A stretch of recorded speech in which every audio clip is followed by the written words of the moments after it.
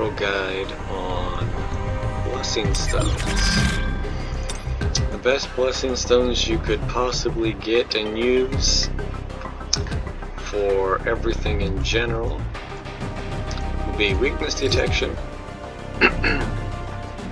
For the reason that this 8% elemental weakness increase, for some strange reason, it seems to be kind of bugged and counts separate from the already 50% elemental weakness that the stages give you when you have elemental advantage.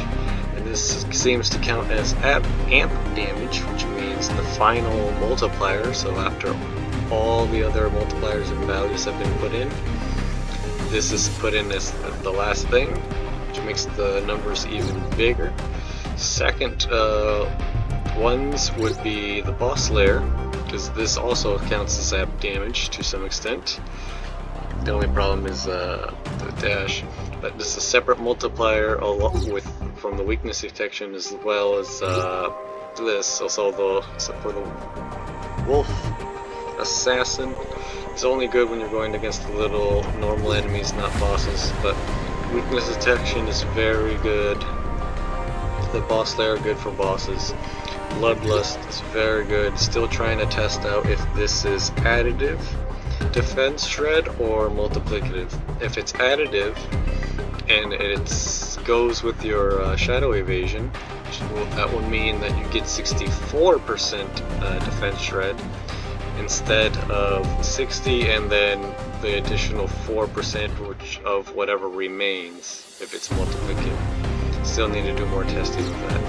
Reawakening is very good as well, because not only does it say 8% cooldown for your skills, it really means 8% cooldown for everything. Your ult, your basic skills, your weapon skills, your hunter cooldowns. The only thing this does not affect so far, it seems to be your shadows.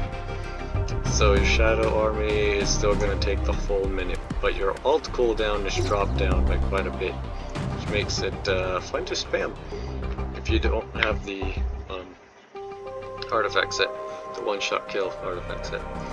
Besides that, the other one will be Pulverize, only on break. The only problem with this is that, one, you need to have the opponent have a break gauge in the first place. The second problem is that while the target is in the break effect, this 12% right here, it does not apply the full duration while the bar ceases to exist. It only applies while the opponent, the boss, is staggered.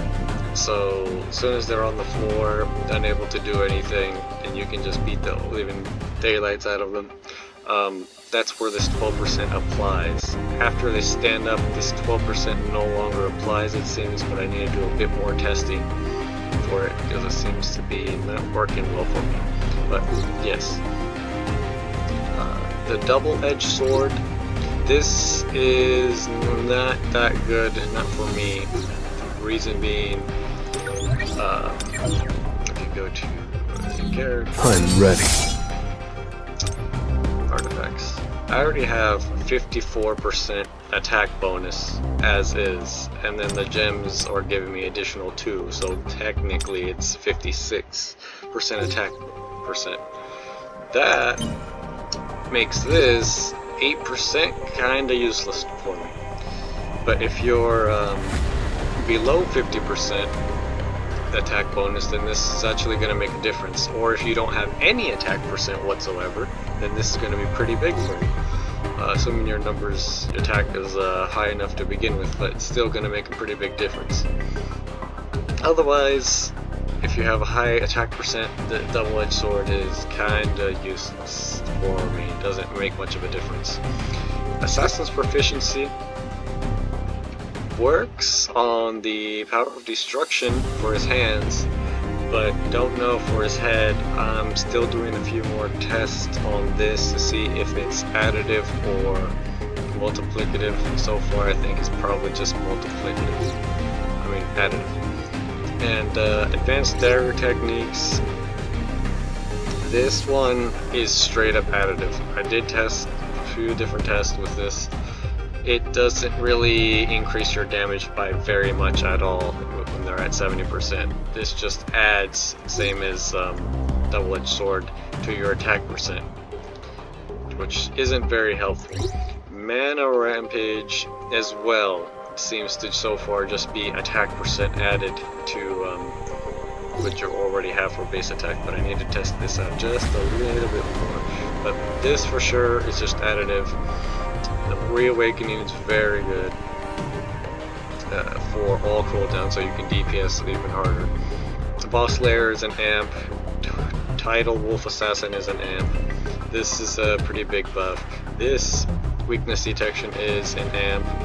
Need more testing for Assassin's Proficiency, and double-edged sword is just additive, so it isn't very helpful for the DPS. So in summary, the best Blessing Stones that you would want for anything and everything in the content of the game overall: Bloodlust, because this is huge. This is nice. 4% attack reduction, so you can live longer in the defense, so you can deal even more damage. Reawakening, DPS even harder. If you're stuck on the boss, then you want the Boss Lair. And weakness detection. Those are the best 4 to have.